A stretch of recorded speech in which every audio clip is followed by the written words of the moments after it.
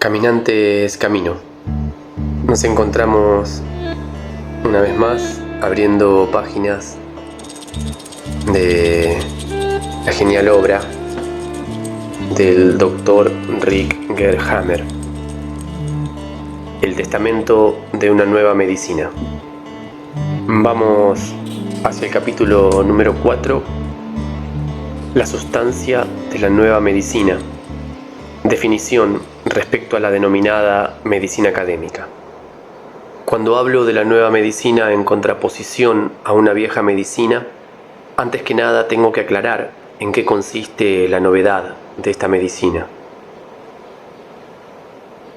Se entiende un nuevo concepto de medicina que se considera como una unidad compuesta por psique, que integra todas las funciones de los ámbitos de comportamiento y conflictivos, cerebro, como ordenador que controla todas estas funciones de los ámbitos de comportamiento y conflictivos, órganos, como suma de todos estos procesos.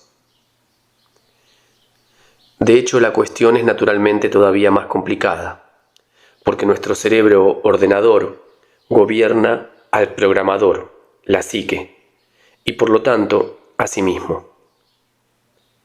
Al final resulta todavía un poco más difícil imaginar que normalmente todo esto se produce de un modo sincrónico, o sea, al mismo tiempo.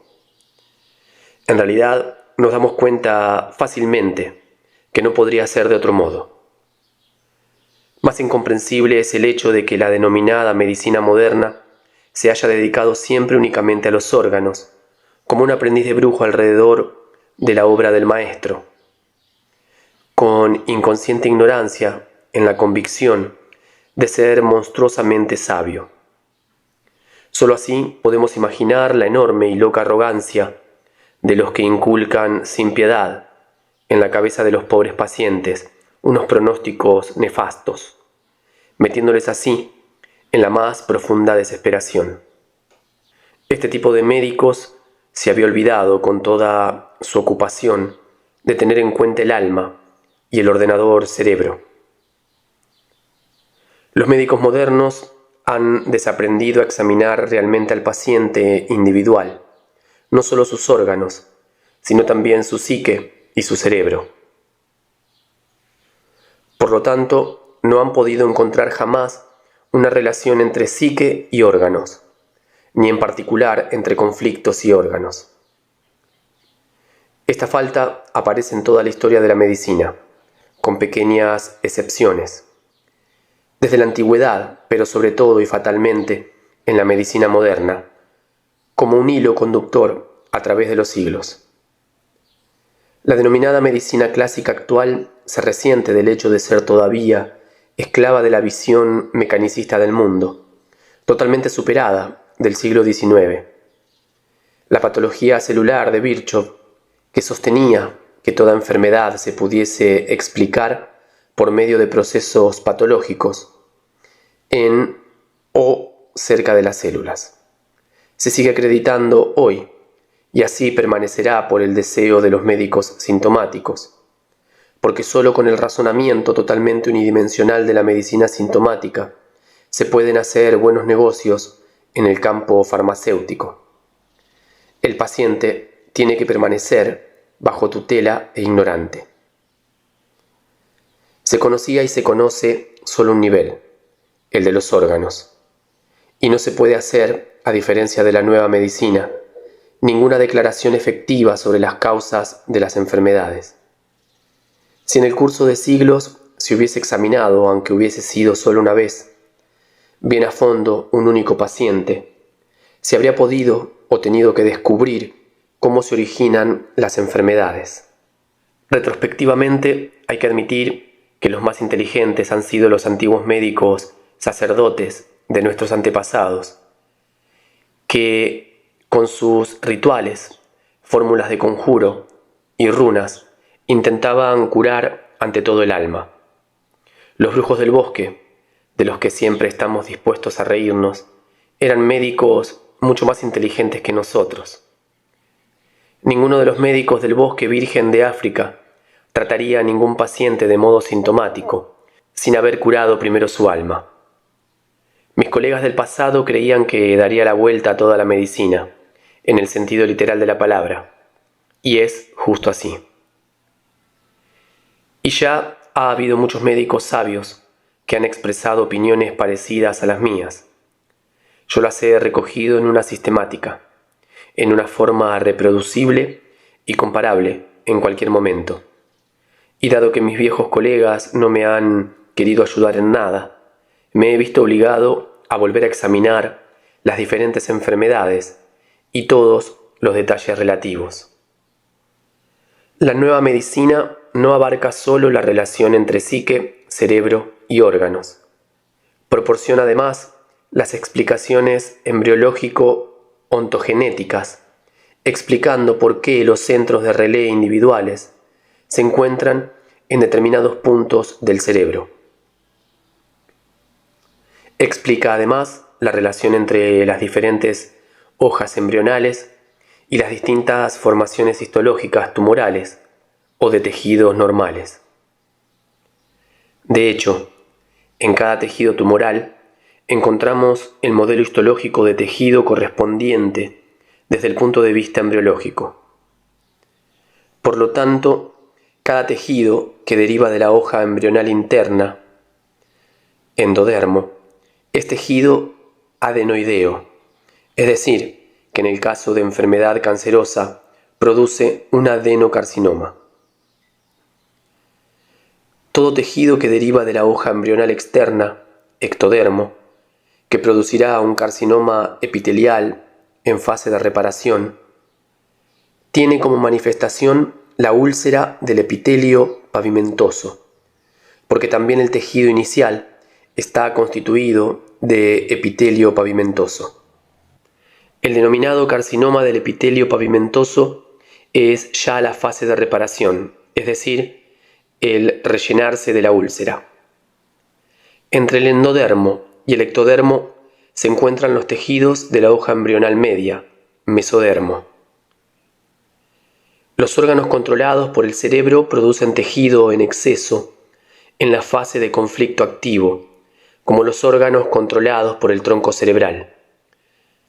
Los órganos mesodérmicos, controlados por el neoencéfalo en la fase de conflicto activo, análogamente al epitelio pavimentoso del ectodermo, producen también reducciones, es decir, osteólisis, necrosis del tejido conector, depresión de la hemopoiesis. En la fase de reparación vemos un crecimiento excesivo de cicatrización de los tejidos óseos y conectores, llamada absurdamente con el término negativo sarcoma, aunque en general sea inocuo. Tener en cuenta el aspecto histológico representa un modo de ver las cosas totalmente nuevo, que por lo que sé no ha sido considerado jamás, aun siendo tan fácil y lógico. En la nueva medicina tenemos dos grandes ámbitos de coordinación. El primer ámbito comprende la correlación entre psique, cerebro y órganos. El segundo, la correlación entre modelos de comportamientos y conflictivos en relación a las hojas embrionales correspondientes.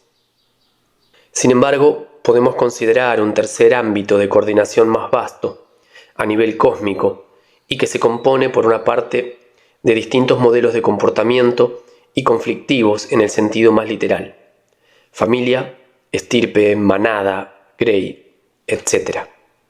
Y por otra parte el crecimiento y la evolución simbiótica con las otras razas, especies y criaturas del universo durante millones de años. Desde este punto de vista es absurdo y escandaloso hablar respecto a nuestros animales como producción de carne o producción animal. Esto va tanto contra cualquier código de nuestra naturaleza, que ya no tenemos el derecho de llamarnos hombres hasta que no pongamos en orden esta deformación religiosa de la raza humana. Mis adversarios quieren ridiculizarme. Para Hammer incluso los animales tienen alma. ¿Quién se puede creer algo así? Estoy convencido. De hecho, lo vemos cuando los animales tienen un conflicto igual que el del hombre. Y si consideramos nuestra alma como la integral de todas las funciones de los ámbitos de comportamiento y conflicto, ¿por qué no podemos aceptar también nuestras co-criaturas, los animales, incluso todo el cosmos de los seres vivientes, posean un alma? Igual que hoy en día no se acepta la idea de la esclavitud, de la misma manera espero que en unos años se considere inaceptable la cínica consideración que se tiene hoy de los animales.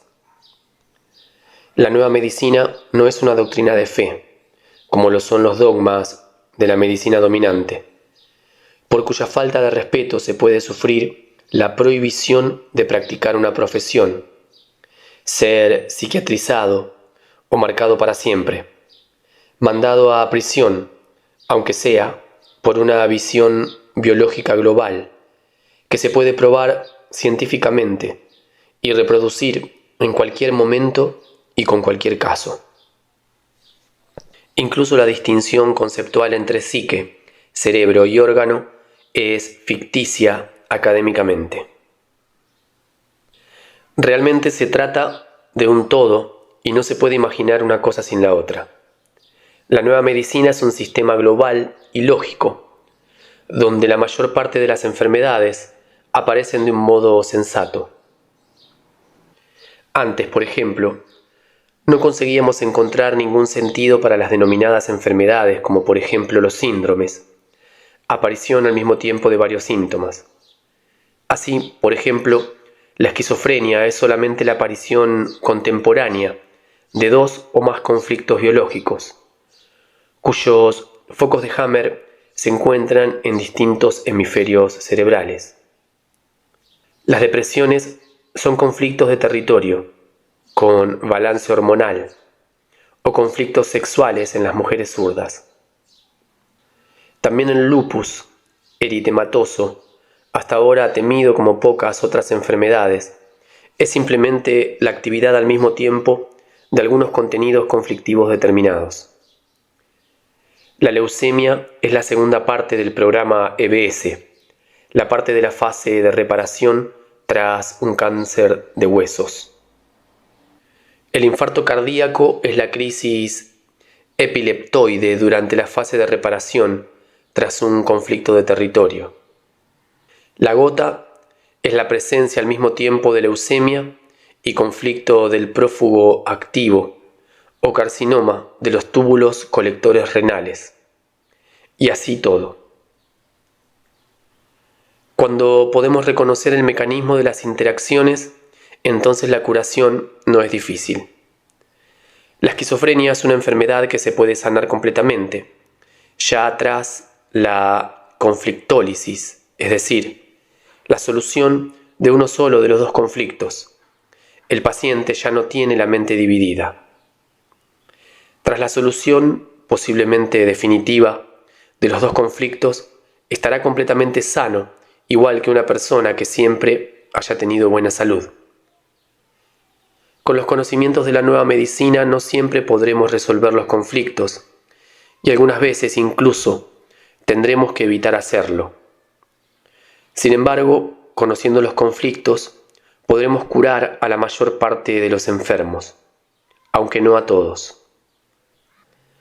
Todas estas nuevas posibilidades del conocimiento y de la capacidad terapéutica derivan de la comprensión de las 5 leyes biológicas. La quinta ley biológica, la denominada quinta esencia, es un desarrollo de las anteriores 4 leyes biológicas de la nueva medicina. Es, por lo tanto, la primera vez que nos encontramos frente a una medicina que es altamente científica y al mismo tiempo humana, con corazón y manos calientes, válida tanto para el hombre como para los animales y plantas, incluso para cualquier organismo unicelular, así que en principio es para todo el cosmos. Esto significa, hoy, por primera vez, podemos entender realmente a los otros seres vivientes, los animales y las plantas, en el verdadero sentido de la palabra. Podemos comunicarnos con ellos en el pensamiento, hablar con ellos sin usar palabras. Bien entendido, esta nueva dimensión de la comprensión interanimal e incluso cósmica se basa en leyes científicas naturales, reproducibles en todo momento. Seguidamente añado una tabla en la que he contrapuesto las diferencias más importantes entre la nueva medicina y la medicina clásica. Visión del mundo. Medicina clásica. Visión mecanicista, materialista del mundo del siglo XIX. Parte todavía hoy del presupuesto de que las causas patógenas se encuentran dentro o cerca de la célula, patología celular de Virchow. Especialización, unidad siempre más pequeña, por ejemplo, genes o su manipulación, virus o parte de virus. Visión del mundo de la nueva medicina. El cosmos del hombre, el animal y las plantas. En la naturaleza se manifiesta lo divino con las 5 leyes biológicas. Todos los seres vivientes tienen alma. Dado que en realidad todo es uno y una cosa no se puede concebir sin la otra. Visión de conjunto, sinopsis. Pensamiento de la medicina clásica. Monodimensional. Conoce solo un nivel, el nivel del órgano o de la célula. En este sentido, también el cerebro se considera un órgano. Pensamiento lineal exclusivamente. Pensamiento de la nueva medicina. Pluridimensional. Conoce 3 niveles: psique, cerebro, órganos. Pensamiento en diferentes circuitos o ámbitos de coordinación. Pensamiento correlativo. Definición del concepto de enfermedad. Según la medicina clásica, defecto, molestia, avería de la naturaleza, células enloquecidas, proliferaciones insensatas, autodestrucción del organismo, maldad. La medicina clásica legitima continuas intervenciones reguladoras en todos los procesos. Según la nueva medicina, enfermedad como parte de un programa especial, biológico y sensato de la naturaleza, EBS. Tratamiento médico para la medicina clásica, operaciones. Para la nueva medicina, dar ayuda estando junto al paciente y dando explicaciones, motivos, visión de las causas de la enfermedad y comunicando el proceso de curación que seguirá. Estar atentos hasta que la naturaleza ha cumplido su trabajo. Pacientes, según la medicina clásica, el que aguanta, sin derecho a hablar, porque no entiende nada de medicina. El médico asumirá la responsabilidad del paciente, aunque realmente no lo hace. Según la nueva medicina, el paciente es el jefe del proceso. Se le deja hablar y comunicar, ya que solamente él tiene la responsabilidad de su cuerpo. Puede tomar por él mismo las decisiones. Terapia para la medicina clásica. De modo sintomático en base a los conocimientos estadísticos de los protocolos internacionales. Por ejemplo, quimio. Para la nueva medicina, en base a las causas en los 3 niveles individualmente, siguiendo la naturaleza o siguiendo el programa especial, biológico y sensato. Causas de la enfermedad para la medicina clásica desconocidas, se suponen solo a nivel orgánico. Para la nueva medicina, conocidas, DHS. Adquisición de conocimientos. Para la medicina clásica, estadísticas, probabilidad. Para la nueva medicina, empirismo, leyes biológicas. Cada caso individual es reproducible al milímetro científicamente. Final de la lectura de este capítulo número 4. Gracias por la compañía. Seguimos atentos al camino a apoyando la búsqueda de la soberanía y la responsabilidad, poder dar respuesta desde nosotros. Nos encontramos en la próxima lectura del capítulo número 5, la ley férrea del cáncer, la primera ley biológica de la nueva medicina. Un gran abrazo.